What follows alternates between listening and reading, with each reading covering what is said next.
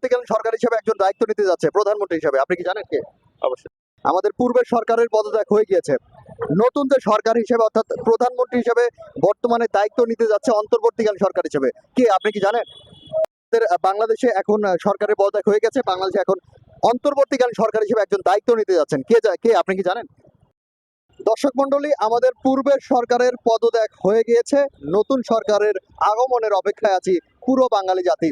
তো বর্তমানে এই নতুন সরকার আসার পূর্বে যে নির্বাচন হবে এবং তার পূর্বে যে আমাদের দেশটাকে গোছালো করার জন্য একটি সরকারের প্রয়োজন আছে, একজন প্রধানমন্ত্রীর প্রয়োজন আছে, সেই হিসেবে কিন্তু দায়িত্ব নিচ্ছে আমাদের সবচেয়ে সম্মানী একজন মানুষ, যাকে আমরা বাংলার মানুষ খুব বেশি সম্মান দিতে পারিনি, তিনি কিন্তু ডক্টর ইউনূস। তো এই ডক্টর ইউনূস কিন্তু আজ রাত 8টায় আমাদের অন্তর্বর্তীকালীন সরকার অর্থাৎ প্রধানমন্ত্রী হিসেবে দায়িত্ব পালন করতে যাচ্ছেন এবং সেই দায়িত্ব কিন্তু নিতে যাচ্ছেন তার হাতে। তো সেই বিষয়ে আমরা বাংলার মানুষের সাথে কথা বলার চেষ্টা করব, মানুষকে কিছু প্রশ্ন করব যে তারা আসলে এই ডক্টর ইউনূসকে নিয়ে কি ভাবছে এবং তিনি আসলে আমাদের প্রধানমন্ত্রী হিসেবে কতটুকু ভালো অবদান রাখতে পারে সেই বিষয়ে আমরা কথা বলবো। তো চলুন আমরা কিছু মানুষের সাথে কথা বলি। আমাদের পূর্বের সরকারের পদত্যাগ হয়ে গিয়েছে, নতুন যে সরকার হিসেবে অর্থাৎ প্রধানমন্ত্রী হিসেবে বর্তমানে দায়িত্ব নিতে যাচ্ছে অন্তর্বর্তীকালীন সরকার হিসেবে, কে আপনি কি জানেন? ডক্টর ইউনূস, নোবেল বিজয়ী ডক্টর ইউনূস সাহেব। এই যে ডক্টর ইউনূস সাহেব যে অন্তর্বর্তীকালীন সরকার হিসেবে অর্থাৎ ভোটের আগে যে দায়িত্ব, ভোটের আগ পর্যন্ত যে দায়িত্বটি রাখবেন তার হাতে, এই বিষয় নিয়ে আপনি আসলে কি ভাবছেন? কতটুকু দেশকে তিনি কন্ট্রোল করতে পারবেন অথবা কতটুকু দেশে শান্তি ফিরিয়ে আনতে পারবেন? আমি ওনার কাছে অনেক আশাবাদী, উনি পুরো শৃঙ্খলা ফিরিয়ে নিয়ে আসতে পারবে এবং তিনি একজন আমাদের বাংলাদেশের সকলের প্রিয় মানুষ এবং আন্তর্জাতিকভাবেও তিনি সম্মানিত ব্যক্তি। আমি আশা করি সে পারবে। আচ্ছা আচ্ছা, এই যে ডক্টর ইউনূস সাহেব আছেন, তাকে যে আমরা ছাত্র সমাজ মিলে যতগুলো দলগুলো আছে প্রত্যেকে মিলে বসে তাকে একটা প্রধানমন্ত্রী হিসেবে দায়িত্ব দেওয়ার জন্য চিন্তা ভাবনা করেছে, তাদের আসলে এই চিন্তাটা কতটুকু ভালো হয়েছে আর কি?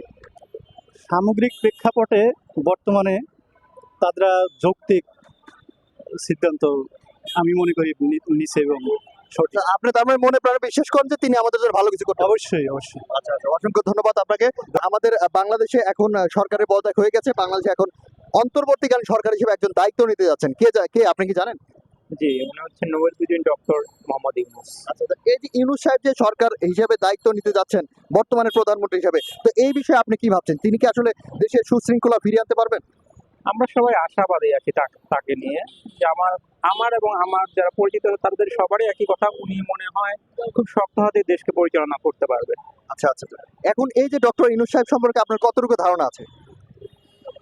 আমি আসলে উনি তো রাজনীতির সাথে কখনো ছিলেন বা ওনার সম্পর্কে যতটুকু জানি সেটা হচ্ছে উনি প্রথম থেকে উনি তো শান্তিতে নোবেল পুরস্কার বিজয়ী, এক। এবং ওনার যে কথাবার্তার ধরন দেখে যতটুকু মানে আমরা অনুমান করতে পারছি যে আসলে উনি পারবে। পারবে। আমরা জনগণ যদি তাদের সাথে তাকে হেল্প করি, বর্তমানে যে আইন শৃঙ্খলা রক্ষাকারী বাহিনী আছে তারা যদি তাকে হেল্প করে পর্যাপ্তভাবে, সে অবশ্যই দেশকে এগিয়ে নিয়ে যেতে পারবে। খুবই চমৎকার ভাই, আসলে আমাদের প্রত্যেকেরই আশা আছে তিনি ভালো কিছু করবে। অসংখ্য ধন্যবাদ আপনাকে। তো অন্তর্বর্তীকালীন সরকার হিসেবে একজন দায়িত্ব নিতে যাচ্ছে প্রধানমন্ত্রী হিসেবে, আপনি কি জানেন কে? অবশ্যই ডক্টর মোহাম্মদ ইউনূস। আচ্ছা, এই ডক্টর মোহাম্মদ ইউনূসকে বাংলার মানুষ নাকি সঠিক সম্মানটুকু দিতে পারেনি। এখন এই ডক্টর ইউনূস যিনি একটা টাইমে জেলেও ছিলেন, তাকে আজকে প্রধানমন্ত্রী হিসেবে দায়িত্ব দেওয়া হচ্ছে, তাতে আপনি কি ভাবছেন? অবশ্যই আল্লাহ যাকে সম্মান দেয় সেটা কেউ ঠেকাইতে পারে না। আমরা যোগ্য সম্মানটাই এই বাংলার বুকে পেয়ে যাচ্ছে। আমার মনে হয় এটাই যে আল্লাহ ওনাকে সম্মান দিবে বিদেশ শেষ বয়সে আসে জেল জরিমানা হওয়ার পরেও তিনি এখন দেশের ইন্টেরিয়র গভর্নমেন্টের প্রধান হচ্ছেন। এটা আল্লাহর কাছে শুকরিয়া এবং আমাদের বাংলাদেশের জন্য অত্যন্ত সৌভাগ্যবান যে আমরা একজন নোবেল বিজয়ী পেয়েছি, যেটা আমাদের দেশে মূল্যায়ন করা হয়নি, বাট বহির্বিশ্বে ওনার সম্মান। আমি মনে করি বর্তমান সময়ে বাংলাদেশে যে প্রেক্ষিতে যে পরিস্থিতি চলতেছে সেই পরিস্থিতিতে ডক্টর মোহাম্মদ ইউনূস স্যার যে ভালো সিদ্ধান্ত নিয়েই যে কয়েক মাস ক্ষমতায় থাকুক দেশকে একটা স্থিতিশীল অবস্থায় নিয়ে আসবে এবং একটা সুন্দর দেশ উপহার দিয়ে যাবে নতুন প্রজন্মের জন্য। খুবই চমৎকার ভাই। এবং এই যে ডক্টর ইউনূসকে যে আমরা প্রত্যেকে মিলে ক্ষমতা দেওয়ার মতো একটা ব্যবস্থা করেছি, এটা তার মানে আপনি ভাবছেন এটা খুব ভালো সিদ্ধান্ত হয়েছে? হ্যাঁ, অবশ্যই ওয়েলকাম জানাই সমন্বয়কদের প্রস্তাব, এটা আমি ওয়েলকাম জানাই।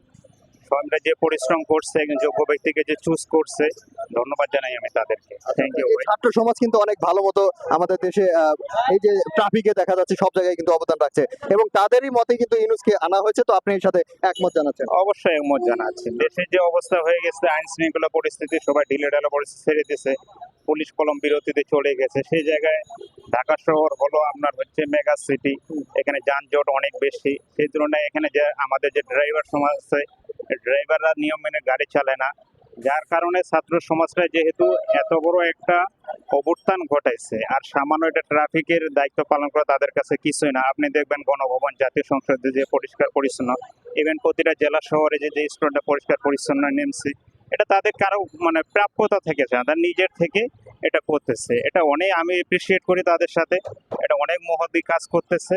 আমি ধন্যবাদ জানাই সমন্বয়কদের। আমি ওকে, অসংখ্য অসংখ্য ধন্যবাদ ভাই। আপনার সাথে অসংখ্য ধন্যবাদ। তো দর্শক মণ্ডলী, আমরা আসলে অনেকের সাথে কথা বললাম। আসলে আলটিমেটলি প্রত্যেকেই কিন্তু ডক্টর ইউনূসকে পেয়ে এবং ডক্টর ইউনূস যে অন্তর্বর্তীকালীন সরকার হিসেবে দায়িত্ব নিচ্ছে, এতে কিন্তু তারা প্রত্যেকেই অনেক আনন্দ অনুভব করছে এবং তারা আশা করছে বাংলাদেশে নতুনভাবে সুশৃঙ্খলা ফিরিয়ে আসবে। অবশ্যই আমার চ্যানেলটিতে নতুন হলে সাবস্ক্রাইব করে রাখতে পারেন। আপনি কি ভাবছেন ডক্টর ইউনূস যে আমাদের প্রধানমন্ত্রী হিসেবে দায়িত্বতে আসছে, আপনার ভাবনা কি, এটা কিন্তু আপনি অবশ্যই কমেন্ট করে জানাতে পারেন। আল্লাহ হাফেজ, আসসালামু আলাইকুম।